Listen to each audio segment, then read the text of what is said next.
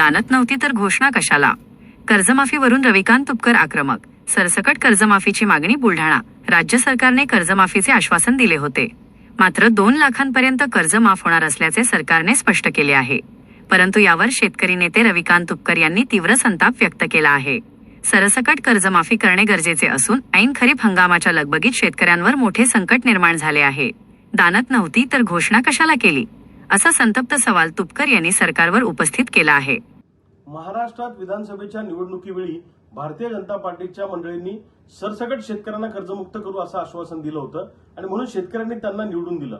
आणि आता निवडणूक होऊन 1.5 वर्षाचा कालावधी उलटून गेला तरी शेतकऱ्यांच्या कर्जमाफीचं नाव घ्यायला सरकार तयार नाही. मध्यंतरीच्या काळात आम्ही शेतकऱ्यांनी प्रचंड मोठं आंदोलन केलं. आंदोलनासमोर सरकार झुकलं आणि सरकारने सांगितलं 30 जूनच्या आत आम्ही कर्जमाफी करू.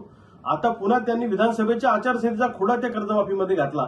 आता मला सांगा, विधान परिषदेच्या आचारसंहितेमुळे जर आता कर्जमाफी पुढे ढकलली तर आम्ही आता एनपीए मध्ये गेलो, आमचे खाते थकीत झाले. मग या वर्षीच्या पेरणीला आम्ही कर्ज आणायचं कुठून?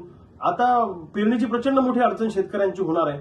तुमच्याकडून होत नव्हतं तर आश्वासन द्यायला नको होतं आणि मुळामध्ये यांची द्यायची दानतच नाहीये, लक्षात घ्या.